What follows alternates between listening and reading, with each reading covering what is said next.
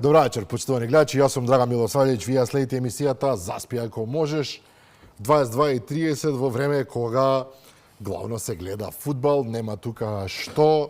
Фудбалот е повеќе од игра, а светското првенство е магија на секои 4 години, кое сакале да признаеме или не го следат сите, дури и оние што воопшто не сакаат фудбал, едноставно ги обзема таа енергија. Велам дека во свет обременет со војни, со тешка економска криза, со многу нечесни политички игри, на 4 години добиваме шанса месец, сега месец и една недела, време во кое што се опуштаме гледајќи фудбал. Игра која што, ако не се лажам, своите основи ги има некаде во средниот век во Италија, меѓутоа англичаните се оние кои што во 19-тиот век практично ја оформуваат во оној вид во кој што сите добро ја знаеме.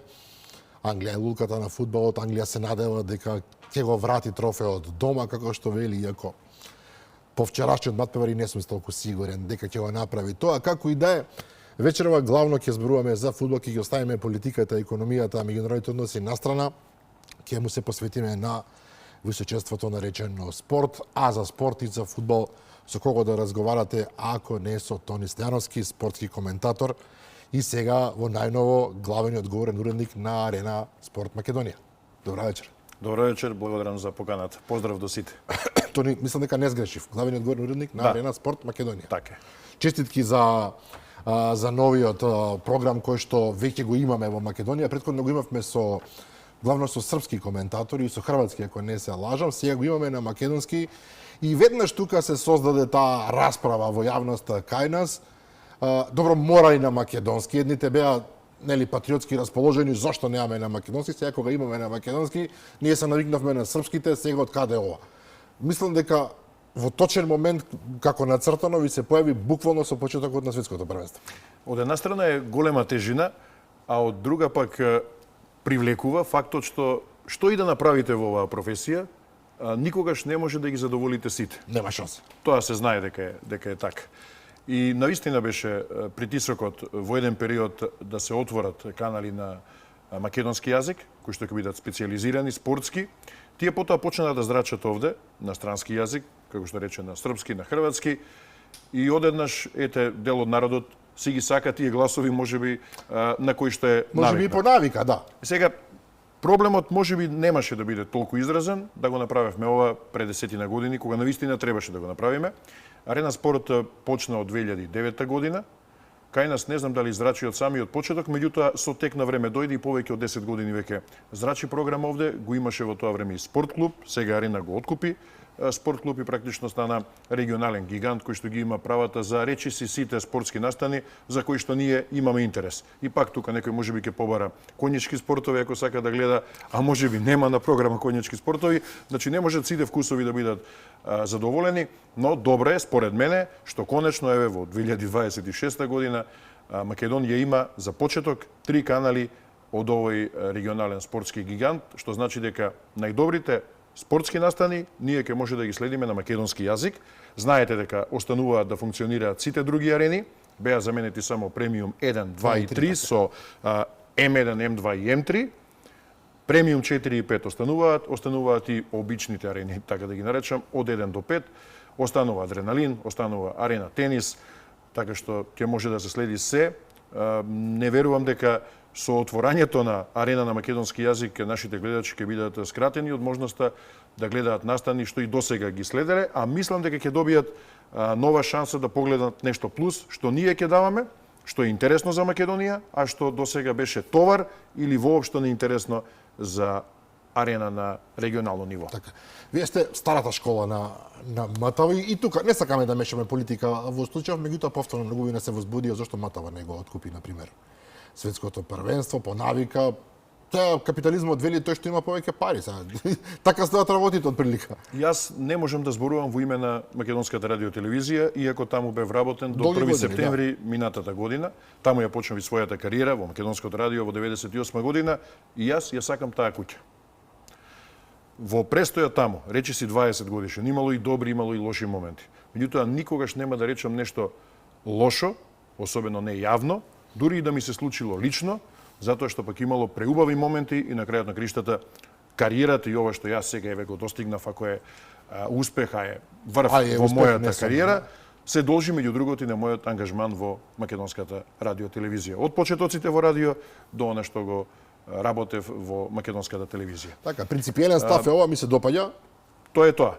Начинот е правилен, Но можам да кажам дека сте во право кога велите дека ова е свет на суров капитализам во кој што победува парата. И најчесто тоа е првиот критериум кога се одредува кој што ќе пренесува. Едноставно одите на пазар, купувате, давате повеќе пари. Во таков случај, националните сервиси не може да бијат битка со регионалните спортски гиганти, како што ќе дојде следен чекор, кога регионалните спортски гиганти нема да може да бијат битка со глобалните, например со Дазен. Па Дазен ќе дојде, ќе ви откупи се, па вие сега одете, снаоѓајте се и така натаму, тие парите преку маркетинг ќе ги вадат од големите земи, таму каде што се вистинските пари во телевизискиот бизнис, и овде можеби нема ни да размислуваат дали некој во некоја си земја, која што има 1, 2, 3, па и 10 милиони жители, гледа спорт кој што сака да го гледа.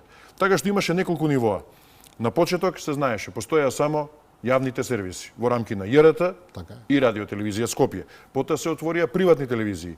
Некои од приватните телевизии успеваа да откупат грандиозни спортски настани. Јас во еден период работев во А1, А1 имаше фудбалска премиер лига, потоа имаше и многу други спортски настани, не само шпанска имаше премиер лига. Сите други телевизии нешто откупија. Меѓутоа главните битки, таму каде што се големите пари, во краток временски интервал, ги губеа. Затоа македонската радиотелевизија речиси да немаше конкурент кога откупуваше права за територијата на Македонија за олимпијади, летни, зимски сеедно, за светски и европски првенства во фудбал. Затоа што обично идејата на приватните телевизии беше, ако веќе даваат големи суми пари, да дадат за производ што се емитува во поголем дел од годината, да може да ги вратат тие преку маркетинг. Сега е поинаку, ова трае така е 20 или 30 дена, и тешко е да се вратат парите што ги давате. Меѓутоа, добро, македонската радиотелевизија има поинаков концепт на делување. Таа требаше да овозможи да се емитува елитен спорт на територијата на Македонија на македонски јазик. Знаете дека ако некој друг не откупи телевизиски права, никој не фрла дрва и камења по него. Меѓутоа, по МРТ веднаш. Сега како дојде ситуацијата МРТ да не ги откупи правата, не знам. Меѓутоа, можам да претпоставам дека станува збор за пари. И во моето време во македонската радиотелевизија ние загубивме права на некои настани, па моравме потоа да ги откупуваме на неексклузивна основа. Што значи тоа? Тоа значи дека може да емитуваат две телевизии. Ако некоја арена откупи права за територијата на одредена држава, може и таа и МТВ+, да. Така е, ако се согласи носителот на правата. Значи тој може да реши, дискреционо право е да не ги продава правата и да си ги ползува сам. Ако така смета, може да реши да ги продаде. Но во принцип, Стојановски, идејата на крајот на криштата е граѓанинот, гледачот да добие квалитетна програма. Да, на македонски јазик се согласуваме за тоа дефинитивно. И ја добија. Тоа е суштината. Сега ако некој сака да тера политики, може да оди во кој сака правец, но основата е таа. Не, да не се држиме до политика. Претпоставувам дека оваа ситуација е погодна за сите во македонскиот политички круг да ја користат од сопствен аспект. И јас немам против тоа да го прават. Нека биде така. Но останува фактот дека македонците гледаат светско првенство на македонски јазик.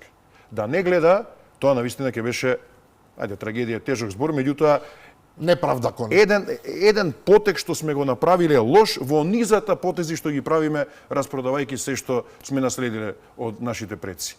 Ова сега не е така, затоа што сите можат да гледаат светско првенство на македонски јазик. Апсолутно се согласувам.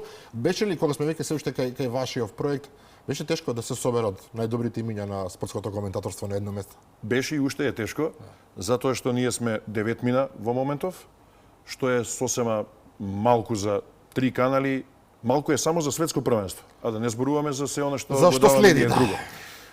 Кој е концептот? Бев и на некои други гостувања, мислам дека не може се уште да се објасниме докрај како што треба. Содржината на каналите Премиум 1, 2 и 3 сега речиси се пресликува 100% на нашите канали на македонски јазик. Тоа значи дека има некоја одбојка Холандија, Германија, не знам, или Србија, Бразил. Ние даваме таа одбојка. Ако нешто даваат србите, на премиум 4-5 или на основните арена канали од 1 до 5, ние тоа не го емитуваме и не сме си конкуренција самите на себе, освен со формула и со мотоспортови, затоа што тоа е специфичен спорт и сакаме ние да го прикажеме на македонците на македонски јазик. И тоа го прави колегата Александар Табаковски, кој што долго време работеше Формула 1 на овие простори. Што значи дека македонците нема или многу ретко ќе се случува да не гледаат надпревар што досега одел на каналите 1, 2 и 3 премиум на српски јазик. Кога ќе почне сезоната, затоа што ние имаме специфични барања од гледачите и имаме специфична улога, имаме специфични интереси кои што се само наши. А што е тоа? Тоа се македонските репрезентации. Можеби Србија веќе нема да го дава. Можеби нема да ги дава тие надпревари Босна и Херцеговина, Хрватска или Словенија, затоа што Арена Спорт има центри во сите овие држави, освен во Црна Гора, во сите држави од поранешна Југославија. Ние тоа ќе го даваме и ако се поклопува со нешто што оди на српските канали, тогаш се знае дека предност ќе добие, да речеме, Вардар. Предност ќе добие македонска репрезентација одбојка, како што доби кога играше Европска лига, во однос на некој друг одбојкарски надпревар или кошаркарски што се емитува таму. Меѓутоа, максимално ќе се трудиме на тие три канали да прикажеме се што оди горе, значи на територијата на другите држави, и да им дадеме соодветен третман на македонските клубови и репрезентации. И сега, може да се случи некогаш да се жртвува одреден надпревар, на пример од шпанско првенство, не Реал Мадрид Барселона. Некој што има помала тежина, така, Осасуна Хетафе, за да оди некој домашен надпревар. Меѓутоа, мораме сите да сватиме дека цената на градење држава, на одбрана на незините атрибути е таа. А ние сите заедно, ако сме македонци, не треба да плукаме самите по себе. Туку треба да земеме, да засукаме ракави и да направиме нешто, па не знам, некој надпревар меѓу Вардар и Пелистер, да биде поинтересен за пошироката јавност отколку Осасуна Хетафе. Тога сме вистински македонци. А не сме вистински македонци ако велиме, ма што ме интересира мене одбојка, кошарка, ракомет каде што играат, не знам, македонци некои си? Дајте ми да гледам надпревар што сум го типувал на кладилница.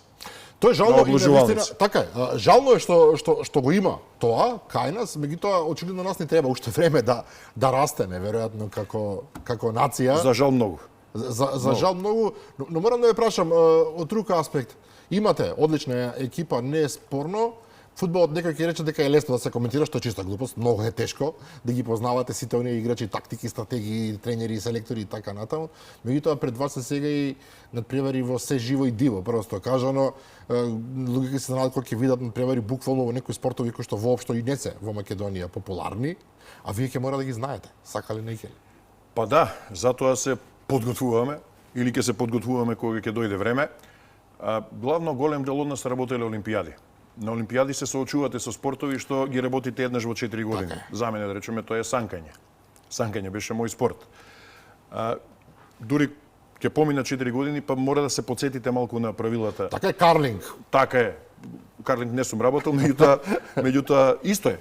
Исто е. Еднаш во 4 години. И овде главно ќе даваме спортови што се најпопуларни кај нас.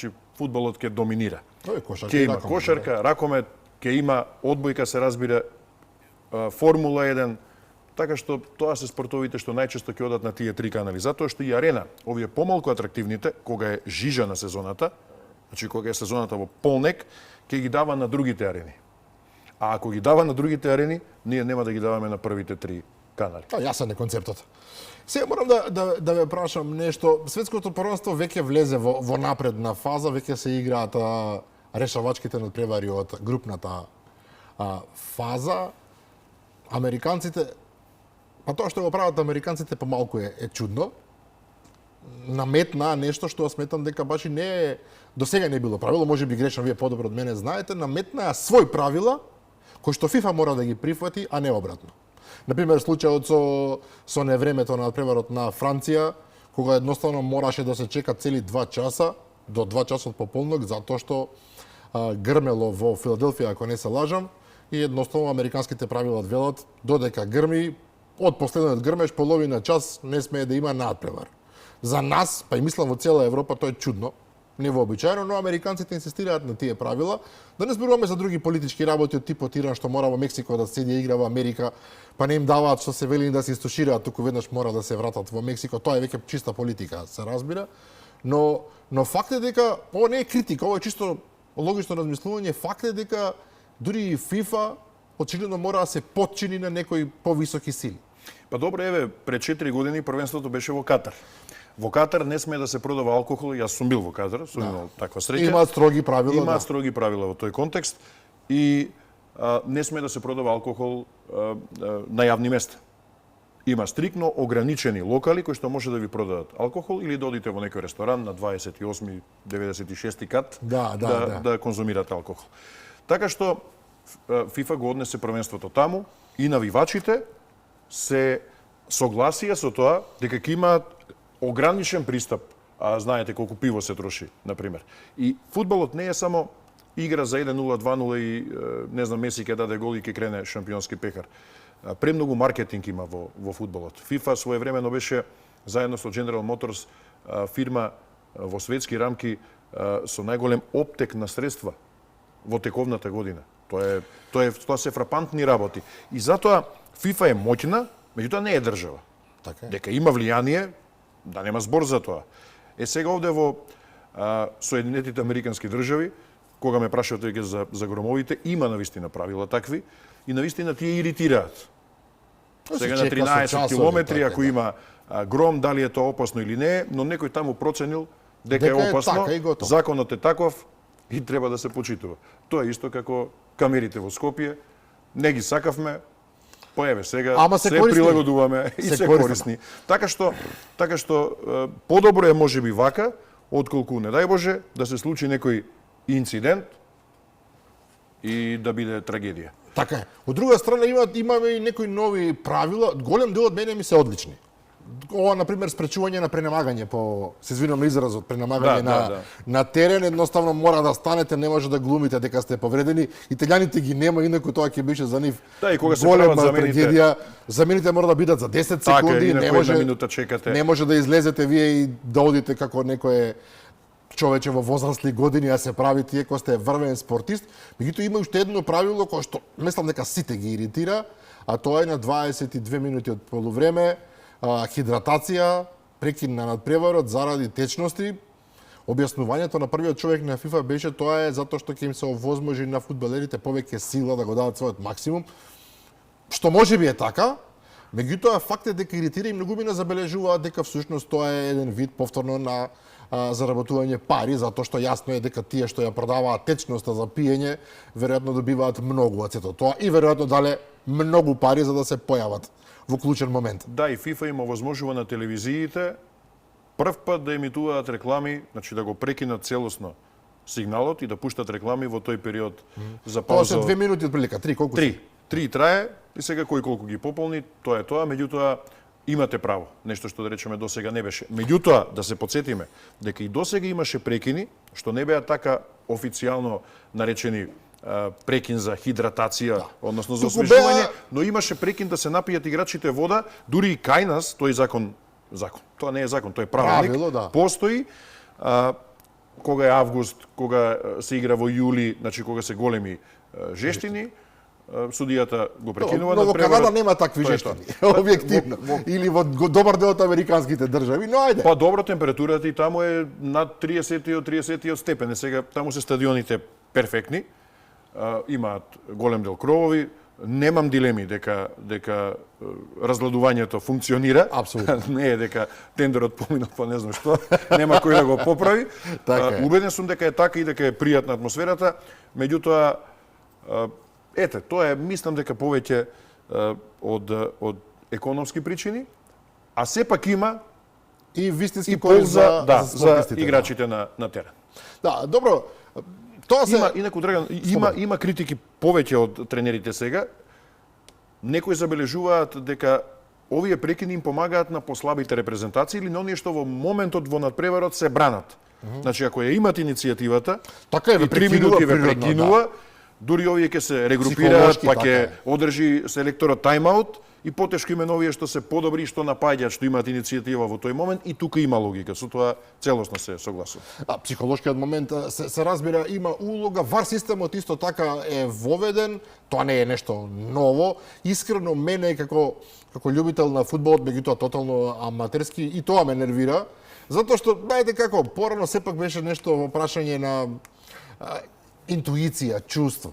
Сега вие имате точно камера која што кажува пола сантим, како беше пред неодамна имаше офсайд ситуација каде што задникот на човекот беше во офсайд. Едноставно тоа некако ја прави програмска целата игра, премногу ја институционализира, некако и дава поинакво значење од она кој што е неговата суштина, веројатно. Можеби грешам, мој лично мислење. Повторно се работи за компромис.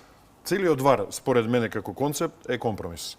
Идејата е да се донесе фудбалска правда, да речеме да не се дозволи она од 66-та кога англичаните стануваат, ајде така да речем, неправедно светски шампиони затоа што германците имаат напад, па од пречката топката се одбива половина метар во гол, а судијата тоа не го забележува. И англичаните победуваат, или голот на Марадона од 86-та, или голот на Марадона со рака. Имаше такви многу моменти. Меѓутоа, од друга страна се случува и ова што го потенцираше ти. Колку пати ќе има радост за голот? И потоа, тоа му се случи на Узбекистан една ситуација сега. Многу, навистина убави голови се поништени. Такви ситуации има. Тоа за сантиметар два врвот на копачката во офсайд или не знам стомакот напред, што и да е. Но сепак тоа е тоа. Мора да се обезбеди фудбалска правда. Јас немам ништо против кога офсайдот е офсайд да биде досуден. Без оглед против кого или за кого, во чија полза. Но, може би треба, и следен чекоре, да се ревидираат правилата, што беше предлог на Арсен Венгер, офсайд, например, да биде сметан ако во таа ситуација цело тело на играчот е во недозволена позиција и тоа да важи, да речеме, за офсайд. А не прстот што му залетал на страна. И има про и контра. Тие тези, тоа ќе си размислат експертите фудбалски, играта и вака и така интересна, и вака и така ние сме постојано пред екраните. И ако нема светско првенство да гледаме, ќе биде револуција. Ако менуваме име и не знам што, нема револуција. Ете, тоа е проблемот, живи кај нас. Така е. Стојановски, уште една работа. Вие сте имале прилика, благодарејќи на кариерата што ја имате, се разбира, и да ги следите в најважните фудбалски надпревари, не само фудбалски. Фудбалот секогаш бил игра за народот. Не е елитен спорт, не е поло, каде што имате потреба конј цел да набавите, скапа опрема, не е ни тенис, туку е игра за народот. Од друга страна, цените на картите достигнуваат толку фрапантни сега суми, што просто станува незамисливо за просечен човек. Америка е далеко, некој ќе рече па и така нема дојдете во Америка да гледате со тие цени, меѓутоа и во Европа сега читав дека потоа синот мој читаше, еве да го пофалам, дека на следното светско првенство во Шпанија и во Португалија нема да има карта под 500 евра. Што едноставно убива во поим, 500 евра карта, тоа треба да биде нели за народ, 100.000 луѓе доаѓаат. Да може да си дозволи и просечен навивач на просечна екипа.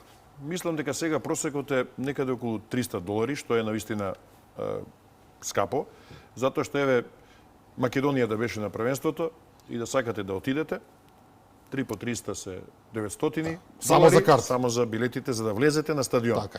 А инаку цените фрапантно пораснаа на се во Америка наменски за ова светско првенство. Тоа е тој тврд капитализам. Од јавниот транспорт, па германските фудбалери се согласија да платат билети за германските навивачи да пристигнат од точка А до точка Б да гледаат нивни надпревар, затоа што билетот отиде од $60 на 150. Зборуваме за германските навивачи. За германските навивачи. За најсилната економија во Европа, кои што реагираа, па фудбалери имаат пари. Германците не е проблем. Пари државата, и се понудија да го меѓутоа од $60 на $150 е премногу. Половина литар вода на еден од стадионите, не се сомневам дека и на другите е така, беше 8,5 евра. Значи нешто долари плюс, но евра. Значи повеќе од 500 денара за малку половина литар вода. Страшно. Пиво 16 евра. Храна, што е стандард во Америка. Некакви хот-дог и така натаму. И тоа сигурно отишло горе, така што не може секој да си дозволи да гледа. Но не ли губива идејата на народен спорт? Тоа беше поентата. Да, идејата е на народен спорт, меѓутоа многу убави идеи во општествената историја се родија и загинаа, беа поправедни од се што живееме денеска. Таков е светот. За жал, Таков е светот. За жал, ќе се согласиме околу тоа. Се сакам да прашам нешто друго. Една колешка рече, немојте, молам, да зборувате за Меси и за Роналдо. И немам намера да зборувам на таа тема. Неблагодарно е, кој за кого најва. Видовме како Роналдо кога даде 2 гола, полудеа на Еве, може ли јас да кажам нешто? Слободно. Еве, кога сме кај Меси и Роналдо.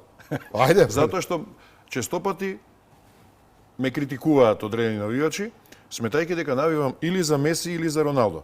Сега се случи да ги работам двата надпревара на Аргентина на првенството, мислам дека и третиот ќе го работам. Добро, 5 гола даде Меси. 5 Меси. гола даде Меси. И еве, например, јас го сакам повеќе Роналдо. И што да правам? Да го оспорам фактот дека Меси има најголем број надпревари на светските првенства, дека Има најмногу голови. најмногу голови 18. Не можам да го оспорам тој факт. И сега, не знам, сум зборувал во суперлативи за Меси и прочитав еден коментар, но добро, на Facebook, дека очигледно е коментаторот за кого навива. Еве, ако гледа, сакам да му порачам на тој гледач дека не навивам за Меси. Добро, колку луѓе, толку мислење се разбира. Јас сакав тоа да го префрлам во еден друг правец, кој што едноставно мене ме заинтригира гледајќи го фудбалот. Роналдо има 40 на години, 41 ако не се лажам. 40 полни, Меси му сега беше ќе вчера полни роден. 39. Така е. Значи зборуваме за луѓе кои што имаат страшни пари, Роналдо надмина милиарда долари. Не вчера, Драган, денеска му е роден. Денеска. Среќен му роден на Леонел Меси. И на Алаба. Среќен роден на Меси и на Алаба. Зборот ми, едниот има 39 години, едниот има 41 година. Не знаат колку пари имаат, најпросто кажано, Роналдо надмина милиарда долари капитал, значи невидени пари, луѓе кои што се докажале во секоја смисла на зборот, ти слободно може да не играат за репрезентација. Меѓутоа на 41 години, на 39 години ти играат со еднаква страст како да почнуваат сега. Имаат по 200 надпревари за репрезентација. И секој што ќе ми текне, не конкретизирам никој конкретно, дека кај нас некој спортист ќе се жали, го боли коленцето, го боли стомачето, лошо му е, не можел, имал напорна сезона, тешко му било, да го споредиме со овие двајца чудовишта великани на светскиот фудбал, кои што на 40 години, кога веќе би требало да се во пензија да уживаат само во милиардите што ги имаат, сметаат дека е во ред на 35 степени да отрчаат во Америка и таму да се потат со деца што се 20 години помлади од нив, да кршат нозе потенцијално, да останат инвалиди, не дај Боже, само затоа што ја сакаат својата репрезентација.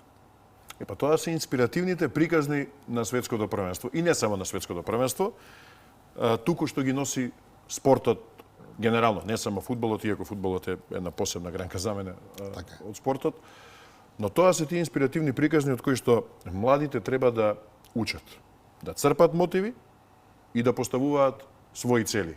Не само за репрезентација. Меси и Роналдо нема потреба веќе 5 години да играат. Никаде не мора да играат. Така е, никаде фудбал. Роналдо веќе произведува пари сам за себе. Не преку фудбалот. Преку се што е околу фудбалот. Тоа е институција, тоа е фабрика за пари, така е. И Меси е тука некаде близко, не парично колку Роналдо, меѓутоа има доволно за фудбалска пензија. Сигурно не се грижи дали ќе плати сметки за струја, се разбира, се шегува. Така што нивниот напор, нивната страст, вие гледате во очите им, гледате дека сакаат да одиграат. Така е, дава голи се радува како мало дете. Дали го видовте тоа во миг зоната, Роналдо дава после двата гола со Узбекистан изјава и некој новинар од трет ред го прашува: Меси вчера даде 2 гола, има 18 на светско, овој се врти вели друго прашање. Значи се обидува да се фокусира, јас тоа така го доживувам, се обидува да се фокусира на сопствениот ефект од надпреварите на светското првенство. Тој пак стана првиот што дал голови на 6 светски првенства, на сите 6 на кои што настапил. И Меси има и некои 6 првенства. И тоа се приказни што треба нам да ни бидат некоја мала водилка во животот, да направиме нешто повеќе од она што обичниот во наводници свет го прави, што го прави нашето окружување. Овие двајца не се окружување, овие двајца се врвот, се раѓаат еднаш во 100 години, ние сите треба да бидеме среќни што имавме привилегија да ги гледаме поединечно, уште посреќни затоа што играа во иста ера. Оти замислете Марадона и Пеле да играа во иста ера. Како фудбал ќе беше тоа? Како степено што беа Федерер, Надал и Џоковиќ во иста ера, апсолутно. Тоа е нешто што се гледа еднаш во 100 години и ние треба да се радуваме. Не е лошо некогаш и да дебатираме дали е подобар едниот или другиот, дали имаме симпатии повеќе кон едниот или кон другиот, но суштината за мене е да ги гледаме двајцата и барем во еден микросегмент од нашиот живот да бидеме Меси и Роналдо. Не можеме сите да бидеме фудбалери, но еве во нашата бранша да бидеме мал промил професионалци како што се тие во фудбалската игра. И тогаш сите ние сме направиле многу за себе. Апсолутно се согласувам, ова беше одлично срочено од вас. Тони, има се разбира други големи играчи, Мбапе е стандардно на своето место. Сега помалку е и не знам колку е правило да ве прашам кој ви е фаворит. Франција се истакнува очигледно заедно со Аргентина, тамо не е само Мбапе, тамо е една цела машинерија. Играчот од средниот ред Олисе, така? Јас не го знаев до неодавна, меѓутоа она е чудовиште од играч. Да, имаше одлична сезона. Значи во Бајерн Мюнхен, во Бајерн, да. Со Кейн, тоа е мозок кој што едноставно е надвор од сите стандарди. Франција покажува моќ, ужасна моќ. Другите се уште како да се бараат. Германците се разбира, сите ги потсетуваат на она правило дека германецот игра до крајот, до последна секунда, во 93-та минута даваат гол. Немилосрдно, аргентинците се уште имам чувство дека Меси е она што ја одржува играта. Шпанците ми се чини до сега најмалку покажаа од оние сериозни фаворити. Се уште е почеток. Овој концепт нов на светското првенство овозможува големите репрезентации да дозираат во групната фаза. Не велам дека го прават тоа, но можат да дозираат затоа што со една победа и едно реми се веќе во елиминациите и тогаш почнува она вистинското. Па и во елиминациите има 16 на финале, значи не тргнуваат со 8 на финале, има една рунда претходно, што значи дека и таму квалитетот до некаде ќе се разводни. Меѓутоа, според она што јас досега одгледав на првенството, не можам се, затоа што некогаш работам после полноќ, некогаш дневно, некогаш имам и други обврски, не се само овие коментаторските. Од она што јас го гледав, мислам дека уште повеќе е изразена таа помала разлика што постои меѓу големите репрезентации и помалите, меѓу оние што досега освојуваат трофеи и помалите. И резултатите тоа го покажуваат. Нема веќе така лесно 6-0, 5-0. И го имате Зеленородски острови, така држава која што е 160.000 луѓе, вади резултати. Така и на мотивација нема да прими гол, например, од Шпанија. Да. Или, не знам, Панама вчера ноќеска ќе намачи Хрватска. Од две победи. Која што на две светски првенства правеше чуда. Меѓутоа, добро, секоја репрезентација си е посебен свет. Хрватите, да речеме, се повозрасни од тоа што беа. Ако ме прашувате за прогноза во смисла на фаворити или за мои симпатии, јас, како стареам, морам да признам дека се помалку и помалку имам симпатии за некого да навивам. И не знам дали е тоа феномен кај поголемиот дел од мојата возрастна категорија или пак тоа е поврзано со професијата, но јас во еден период од животот навивав за Германија. Симпатична ми беше Англија, но не била мој прв фаворит. Кога би играле Германија и Англија, би бил за Германија. Сум развивал, не знам, симпатии за некои мали репрезентации, условно речено, што тога се појавувале на сцена. Например, Швајцарија со Шапуиза во 94-та, Република Ирска во 90-та, во Италија во 94-та. Така сум си наоѓал некои репрезентации што ми биле при срце. Сега веќе тоа не постои. Во правост и се согласувам за квалитетот на Франција.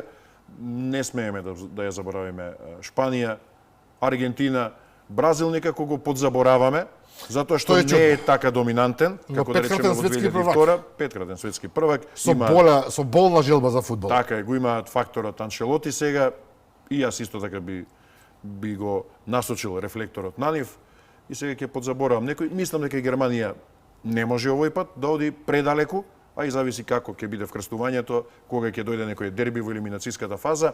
Англичаните беа добри со Саутгейт, ќе видиме сега како ќе играат со Тухел. Ети тие со Гана нерешено.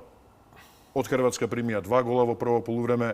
И ако тамо крв бараа, многу не велат, англичаните бараа одмазда со Хрватска по секоја цена. Па да, ама ете, добро, одиграа добро второ полувреме. Тоа мора да се признае. Во првиот дел нешто специјално не блеска. Мислам дека хрватите многу им помогна за тој триумф од 4-2. Инаку малку посилна Хрватска можеби ќе Не верувам дека англичаните ќе победеа и сега ќе беше паника. 2 надпревара, 2 нерешени, не дај Боже некој кикс, следен со Панама би била елиминација. Меѓутоа, мислам дека ќе се консолидираат, односно формата на англичаните мислам дека ќе оди нагоре, затоа што и тие има сите одлична сезона во своите клубови. Особено Арсенал Кейн. одеше далеко, лигата им е надпреварувачки силна. Кейн растура. Неверојатно на 30 кусор години како игра. Но она што е интересно и факт што многумина го забораваат. Светско првенство се игра колку? 30-та година, така? Да. Тоа се 94 години, ако не ласел. 96. 94. Да, Наредното треба да биде 96 годишнина. Така, 96 години се игра фудбал на светски првенства, а репрезентациите што го освојуваат трофеот се бројат на прсти. 8. Тоа е 8 тоа. Да. И просто се навикнавме дека тоа е така. Едноставно имаме секогаш добри репрезентации од страна, меѓутоа полуфинале, чудесно финале и тоа е тоа. На крајот повторно и гледалците кажуваат повторно ќе биде некоја Шпанија, некоја Франција, некоја Аргентина. Тоа се должи само на традиции или се должи на едноставно на моќта на државите како така? Не, се должи и на систем фудбалски. Да речем Аргентина, не велам дека не е моќна држава, но кога би се споредувала со Англија, со Германија, Не би се носела. не би се носела. Во смисла на држава, на државна моќ. Америка по таа основа треба да бидеш шампион секоја четврта година, така е. не. Не треба да ги подцениме американците. Тие организираа првенство 94-та, а се мајстори за спроведување стратегија. Ако нешто треба да им се подаде рака, тоа е дека од спорт знаат да направат шоу, погледнете ги НБА лигите, хокејарската лига, бейсбол, американскиот фудбал, рагбито и така натаму, значи знаат да направат шоу. И втора работа е што кога ќе решат да направат стратегија, тие ја прават и ја почитуваат, односно стратегијата е добра, плаќаат колку што треба знаење, значи може да го купат знаењето и се доволно дисциплинирани да го спроведат тоа во дело. Но сад не постои од таа љубов, 94 па нема очигледно место за петти спорт. Сега Меџор Сокер лигата со ангажманот на Меси, на не знам Депол, на големи звезди што ја завршија кариерата таму, се обидува да ја прошири спортската лепеза на професионалните спортови од 4 на 5. Така. Но таму е НБА, таму е меѓутоа е тешко. бейсбол. Така е тешко. И сега не значи дека тоа војнина нема да биде. 94-та затоа и беше организирано првенството во Соединетите Американски држави. Тоа е 32 години. Меѓутоа ете минаа многу генерации, американците не направија генерација што може да конкурира за трофеј, но направија генерации во репрезентацијата што играат современ фудбал. Што е правецот кој што ќе води Така војдина кон нешто такво. Од друга страна, ова светско првенство некој ќе рече ужасно долго, 39 дена. Да, 11 јуни, 19 јули. 37, 8 дена, но многу е факт е, 48 репрезентации, некој се смееше во следното првенство, веројатно ќе биде 64, на крајот на криштата сите ќе играат и ова им дава шанса, објективно и на вистина на помалку моќни репрезентации да влезат, да учествуваат. Навистина овие зеленородските острови ми се многу симпатични. Тоа е некоја, ќе речам, банда собрана на улица, меѓутоа трчаат луѓето, играат, даваат се од себе и нормално природно се поставува прашањето кога и ние. Да не заборавиме, зеленородските острови се португалци. Така? Да, тоа историски е португалска традиција. Тоа значи дека има таа фудбалска генетика. Така е, Но претпоставувам. 160.000 луѓе се, некој, мислам дека на вашата телевизија некој паметно забележа во Бразил 50-та година имало повеќе гледачи на стадион отколку што зеленородските острови имаат вкупно жители. Па така е, нема 200.000 Маракана. А овие се Зеленородските стои 160.000. така. Но љубов, упорна желба, не знам колку пари имаат искрено. Значи мене многу ми се допаѓаат тие спортски концепти, сетете се на Исланд на пример. Направи чуда на Исландјаните беа просечна, подпросечна репрезентација Од мала држава, ледена земја, со така е. Немаат голема популација, немаат терени на отворено и во еден период решија дека сакаат да направат фудбал.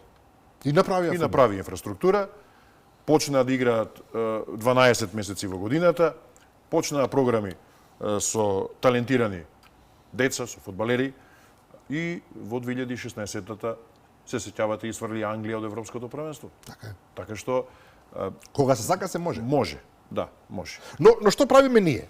Јас сега глупаво е да кажам, имаше периоди во македонскава историја кога фудбалот беше на пристојно ниво, Никогаш не бил на ултра, не знам какво, но на пристојно ниво сме вадели играчи од прва класа, фала му на Бога, иако проблемот е што главно се индивидуалци, еден двајца во цела репрезентација, Пандев е Пандев, Панчев е Панчев, сега да не ги редиме. Меѓутоа сега мојот впечаток е дека македонскиот репрезентативен фудбал е не баш, а ако сме реални лигата не ни е баш. И конечно, ако сме уште по-реални, ова што се случува околу Фудбалска федерација и се имате истрага за поранешен председател на Фудбалски сојуз, за друг поранешен председател на Фудбалски сојуз, притвори имаме, една атмосфера, воопшто не навлегувам дали е виновен, тоа нека се докажуваат, се разбира, институциите на државата, меѓутоа фактичката состојба. Вие имате една ситуација во која што фудбалот, иако многу сакан спорт во Македонија, несомнено, далеку е од тоа што објективно можеме. Од субјективни и од објективни причини. Па тоа е поврзано. Јас паметам времења во 80-тите, кога Вардар стана шампион на Југославија. Така е. Во исклучително силно правенство, во кое што играчите не можеа да напуштат и да одат во странство да прават интернационална кариера додека не наполнат 28 години. И сега може да замислите цела таа југословенска репрезентација, уште 3, 4, 5, 10 други играле во Југославија. Вардар во тие околности беше шампион. Претходните времења не ги паметам на генерацијата што освои куп на Југославија во 60-тите. Што значи дека Македонија пред 40 на години имала концепт во рамки на Југославија како да се спротивставува на помоќните. Црвена звезда, Партизан, Динамо, Хајдук, значи на големата четворка. Никако за подценување Железничар, Сараево, Борац Бања Лука, Будуќност, Олимпија, Риека, значи екипишта, Раднички Ниш и така натаму. Тогаш македонците имале некаков концепт. Вардар беше репрезентација на Македонија. Во Вардар играа Скопјани, не велам не, меѓутоа повеќе беа тие од другите градови и затоа јас го доживувам тоа како македонска репрезентација. И ги знаевме напамет сите играчи. Нашите центри, како Прилеп, Штип, Битола, Струмица, не знам да не заборавам сега, Тетово, правеле играчи. Имало силен фудбал во Македонија. Зошто се губи сега сето тоа? Затоа што прво немаме концепт. И немам идеја. Немам идеја. Се тргнува од идеја. Што сакате да направите? Кога ќе знаете што сакате да направите, следува концепт. Како ќе го направите сето тоа? И трето, дисциплина, со која што ќе можете тој предвиден план да го реализирате. Јас, за жал, во Македонија, во подолг временски интервал, не гледам некој спортски план, има блесоци, да рече Малка Алуид во едно време, но и мислам дека и таму доаѓа полека криза, дека кога ќе почнете од почеток, многу бргу напредувате, ја достигнувате брзината од 0 до 100 км на час, ама од 100 до 120 е тешко понатаму. Така мислам дека ни се случува често во нашите концепти. Но парите имаат голема улога. Некој ќе рече ние немаме пари да финансираме скапи инвестиции. Но проблемот на македонскиот спорт е што не се само парите тие што недостасуваат, во македонскиот спорт недостасува се. Да тргнеме од парите, да одиме кон инфраструктурата, да тргнеме од демографијата, ние ги губиме младите луѓе, ние, иако ќе навлечам сега гнев, немаме доволно квалитетен тренерски кадар, што би можел да вади, да тренира играчи. Значи, ние самите не вложуваме во себе, за да можеме потоа да направиме нешто. Затоа што сега и личните вложувања некогаш се безпредметни, ако во системот не може да најдете свое место. Ние треба да тргнеме од комплетно градење нов систем. Но тука има еден парадокс. Има впечаток, ако грешам поправете ме, дека никогаш немало повеќе фудбалски училишта. Јас живеам спротив ФФМ, па знам што се случува секоја сабота и недела. Имате илјадници деца од цела Македонија што играат и буквално се прашуваме со сите кога меѓу овие деца ќе се појави некој, ако не Роналдо, тогаш Роналдињо. Зошто нема понатаму изградба? Зошто не се... Ние сме соседи, јас сум сведок исто така на тоа. Ама еве колку години ние го гледаме тоа. Јас прв пат бев да ги гледам тие деца пред 10 години и повеќе. За Откако 10 се години отворија е терен. доволно да излезеа играчи. Така е. Зошто ги нема? Дали излегува? Ние еве сега ќе имаме криза во фудбалската репрезентација на Македонија. Објективна криза. Тие се играчите, оние што се звучни имиња на залез на кариерите, нема соодветен потенцијал кој што би ги заменил. Барем јас така А сметам. играат и многу някакви ќе се деца. радувам да Е, грешам. повторно, зошто? И па затоа што Некој остава така да се биде. вратам на овие проблеми што ги споменав претходно. Основното е да си има идеја. Јас, еве, да разговараме со сите федерации, со сите чинители што учествуваат во изградбата на македонскиот спорт. Која е нашата идеја? Што сакаме ние да направиме? Квалитетен спорт, елитен спорт или рекреативен спорт? Јас немам против рекреативниот и елитниот спорт. Кај нас често пати се мешаат лончињата. Рекреативен спорт не може да донесе резултат. Придонесува за здрава нација, Се разбира. но не е спортски резултат. Спортски резултат е строг професионализам. Строгиот професионализам не трпи импровизации, а ние правиме импровизации на секој чекор. И губиме драгоцено време. Ние губиме драгоцено време. Порано, се сеќаваш, ние игравме спорт на улица. Така е. Игравме спорт на улица. Порано кога ќе дојдевме во клубовите, значи еве јас кога отидов да тренирам во ФК Вардар, јас не велам дека сум дошол како учен фудбалер, меѓутоа се гледало дека сум има играл основа, да. сериозен спорт на улица. Сме играле со повозрастните, сме играле со фудбалери што не направиле кариера, потоа јас не направив кариера, поиграв со децата од моето мало, па тие нешто купувале од мене и така натаму и така натаму. Значи се учеше и спорт на улица. Имаше фудбалски, односно секакви клубови, не школи. Имаше клубови што има младински кадар. Имаше надпреварување во секоја младинска категорија. Но има и сега, ми се чини. Сега не верувам дека тоа е на тој начин. Знаете, кога не сум јас против фудбалските школи. Многу мои пријатели имаат фудбалски школи. Се разбира, и да. си работат и така натаму. И јас мислам дека даваат се од себе, не сомнено овие јас- тренери, но Да, но што кога детето ќе наполни 14-15 кога се решава судбината негова. Дали ќе излезе Еве, потенцијалот? например, јас на максимално? моето дете не му дозволив да тренира одбојка.